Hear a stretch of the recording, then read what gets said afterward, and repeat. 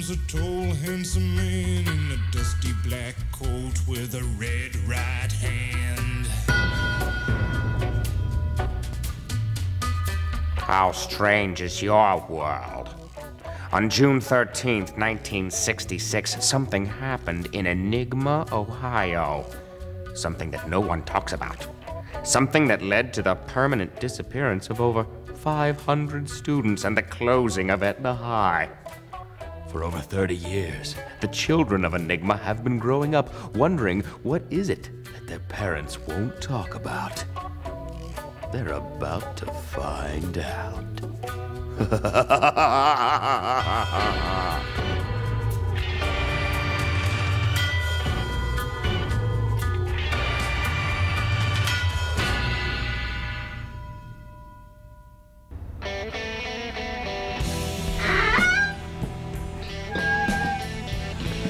Whoa. This must be the maid's day off. I have a feeling whatever we're looking for, we're gonna find it in here. Yeah, and the Department of Disease Control. It's so weird. It's like there's a sixth sense pulling me to this room. And what are your special powers telling you about this? Don't make fun of me.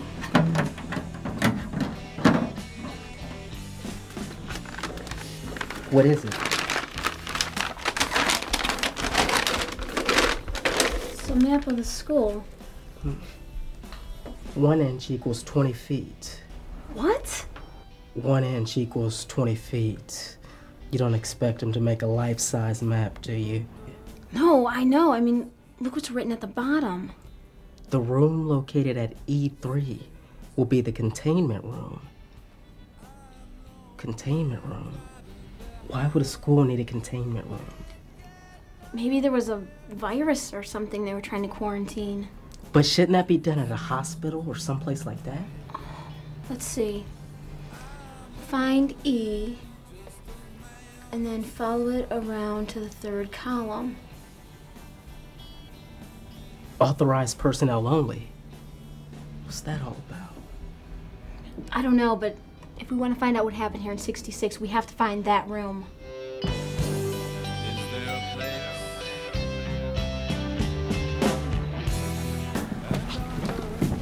Okay, we gotta go this way through the gym because the containment room is 2 inches from the gym, and that would be 40 feet. So come on, let's go.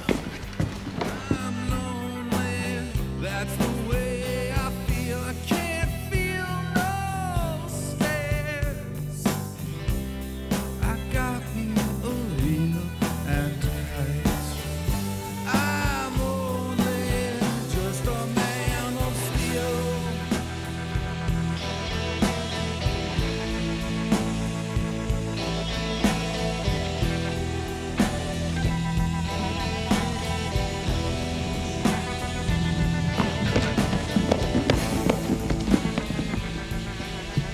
Tell me you put these here. No, but it looks like we're supposed to look at them. Do you think, really? These are all from 1966.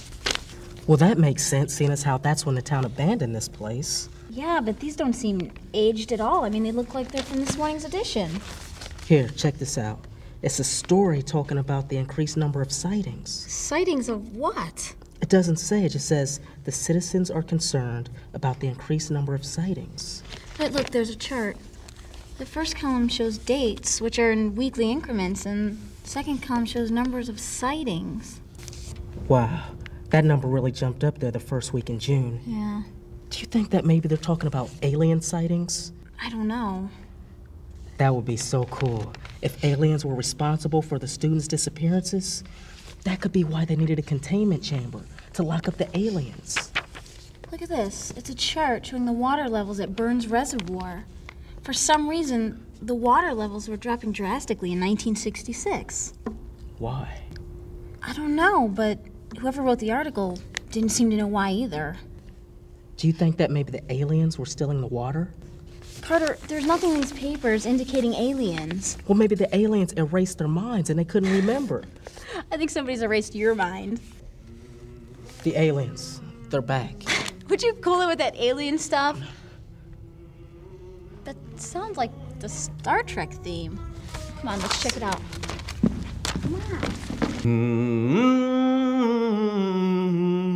It's worse than that. He's dead, Jim. Bones, you're a doctor. Do something. I can't do anything. What's going on? What are you doing here? I'm a scout, man. I'm your pathfinder. I am the guru of Etna High. I'm your escort for the evening, man. I'm your connection to the people in charge, man. You dig? The CIA? Are they involved in this too?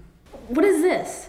That is a circle graph. It is it's a wonderful little circle graph. In each little section is a little pretty pie shape, and each piece of the pie depicts a segment of the student population, with the whole wonderful work representing the entire collection of the school. With, of course, the exception, the gerbils in the biology lab. They're not represented. Who are they? The gerbils? Oh, they're just pets, friends. They're nice. No big schemes about world domination. They're not at all like the pigeons. I'm worried about the pigeons. I hear them late at night. No, I meant the they that you referred to. The information that they left with you. Who are they? Oh, they. Oh, they're the ones with the answers and the plan. School population on the day the students disappeared. Who are other? Did we just cross in like ships in the night? Others, they, you know? You can call them whatever you'd like, but they're they. I'd like to take a sports category now if I could. Whew, boring.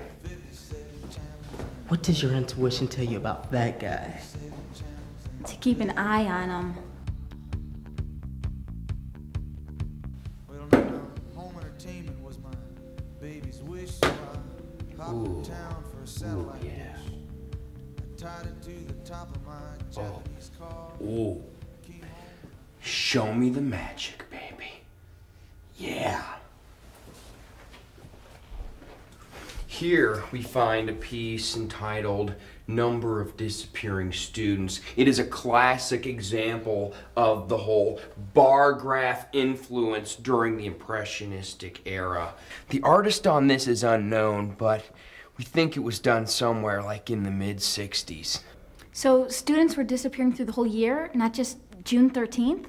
Yeah, that's the standard interpretation, man. Check that out. It's not just June, it's everywhere. You picked right up on that. Cool. But you know what? I find it to be more of like a statement, you know, about man's humanity at a point in time when, you know, Gilligan's Island was still in production, man. They were still making episodes.